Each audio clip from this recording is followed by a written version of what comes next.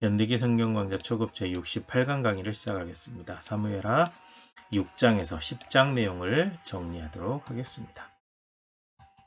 6장 내용을 보시게 되면 다윗이 언약궤, 하나님의 언약궤를 다윗성으로 옮깁니다. 그래서 바알레 유다에 있는 하나님의 언약궤를 다윗성으로 옮기려고 합니다. 이때 이 다윗이 율법을 몰라가지고 하나님의 언약궤를 수레에 싣고 옮기려고 했죠. 하나님의 언약궤는 수레에 실으면 안 됩니다. 제사장들이 반드시 어깨에 매도록 되어 있습니다. 그래서 이렇게 이제 옮기는데 이 수레가 나곤의 타작마당에 오게 되었을 때 소들이 막 날뛰게 돼요. 그러니까 하나님의 언약궤가 떨어질까봐 우사가 붙들었는데 이때 이제 하나님의 언약궤를 함부로 만졌기 때문에 그 자리에서 즉사해 버립니다. 그래서 다윗이 무서워가지고 이 하나님의 언약궤를 오베데돔의 집에 두게 되죠. 그랬더니 오베데돔의 집이 복을 받아요. 그래서 다시 다윗성으로 옮기려고 합니다. 그래서 다윗이 이번에는 제사장들에게 메고 옮기게 하죠. 율법대로 이제 제대로 진행을 하는 겁니다. 이렇게 해서 궤가 옮겨지고 제사장들이 메고 이렇게 움직이기 시작했는데 아무 일이 없어요. 그래서 춤을 추고 막 즐거운 마음으로 백성들도 춤을 추고 왕도 춤을 추고 이렇게 해서 이제 하나님의 언약궤를 다윗성으로 옮기죠. 다 옮기고 난 다음에 왕이 다윗 왕이 백성들에게 떡과 고기와 건포도를 나누어 줍니다. 이 모든 광경을 지켜본 미갈이 다윗의 모든 행동에 대해서 천박하다고 비난하죠.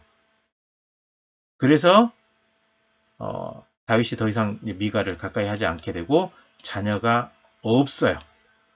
네, 그래서 이제 미갈이 자녀가 없게 된 것은 이렇게 언약궤를 옮길 때 이 사건과 관련이 있다라고 이 성경은 언급을 하고 있습니다. 네, 다윗성으로 가는 언약궤 춤을 추면서 가는 거죠. 누가 그림을 그려놨더라고요. 그 다음에 이제 7장을 보시게 되면 사무엘하 7장을 보시게 되면 다윗이 성전 건축을 하고 싶었습니다. 다윗은 이 백향목으로 지은 왕궁에 살고 있는데 하나님의 언약궤가 이제 휘장 천막 아래 있으니까 늘 송구한 마음이 있어요. 그래서 이제 그 성전 건축하고 싶은 마음이 있어서 말을 했더니 나단이 왕이 그렇게 마음을 잡수셨으면 행하십시오. 성전 건축하십시오. 이렇게 말을 했는데 하나님께서는 오히려 나단을 통해서 성전을 짓지 말라고 말씀을 하십니다. 네가 지을 수 없고 네 아들이 지을 거다. 나단을 통해서 말씀하시죠. 그리고 다윗은 그럼에도 불구하고 다윗은 더 유명하게 만들어주고 백성들은 지켜주신다라고 말씀을 합니다.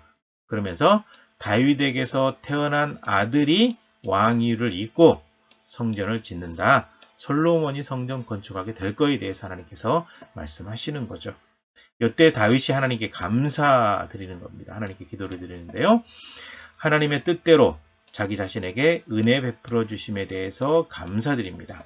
그리고 자신의 집에 복을 주셔서 영원히 하나님 앞에 있게 해달라고 기도를 하게 되죠.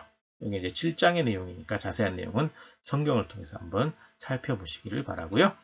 8장으로 넘어가시게 되면 하나님께서 다윗으로 하여금 늘 이기게 하셨습니다. 다윗이 블레셋 사람들을 쳐서 항복을 받아요.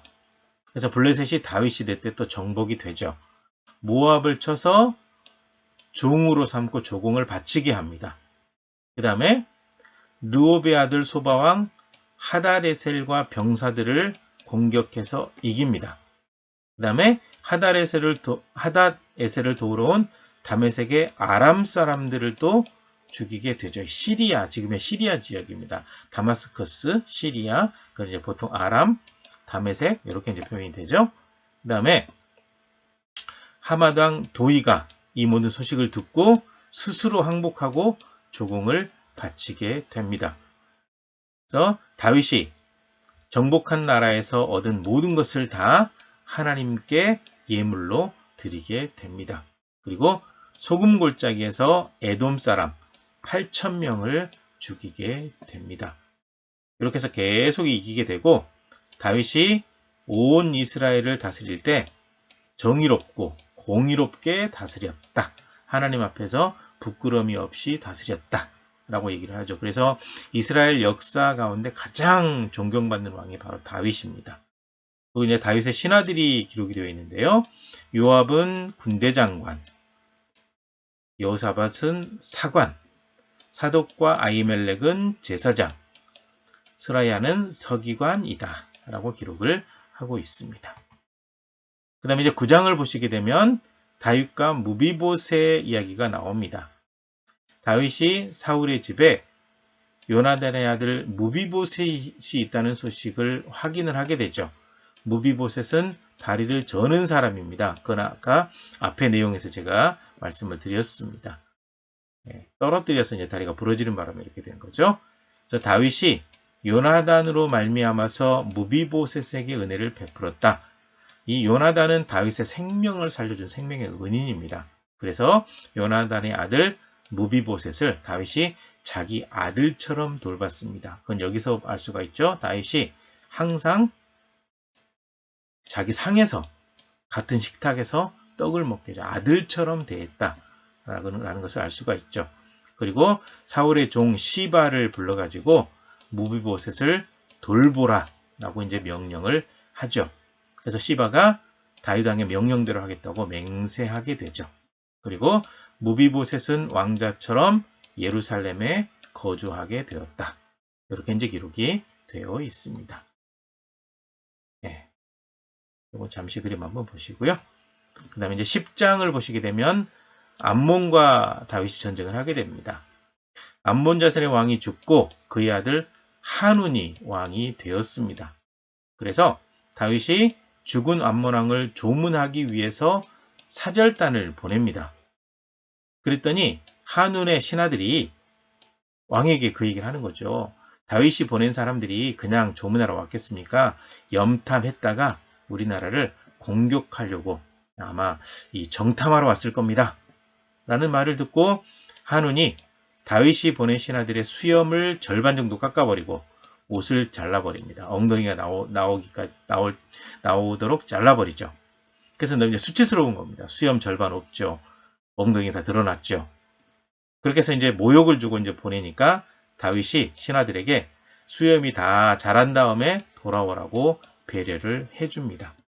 이렇게 되었을 때 암몬 자손들이 자기들의 잘못을 알고 다윗이 이제 자기들을 미워해가지고 반드시 쳐들어올 거라고 생각을 하고 자기들이 전쟁 준비를 하는 겁니다. 그래서 이웃 나라들의 사람을 보내가지고 돈을 주고 용병까지 고용을 하게 되죠. 이때 다윗은 요압과 아비새를 보내가지고 암몬을 공격하게 합니다. 암몬이 패배해서 다 도망가는 상황이 되죠. 그리고 이제 아람 사람이 패배한 후에 이스라엘과 화친을 맺었다. 즉 이제 신하의 나라로서 조공을 바치겠다라고 이제 이렇게 맹세를 하게 되죠. 그리고 아람 사람들, 오늘날 시리아 사람들이 다시는 암몬 사람들을 돕지 않았다. 암몬 사람들 도왔다가 자기들까지 박살나게 되니까 이런 일이 벌어지게 되는 거죠. 하나님께서 다윗을 어떻게 지키시고 돌보셨는지 잘 기록이 되어 있습니다. 네, 다윗의 신하들이 이렇게 이제 수치를 당했다라는 거죠.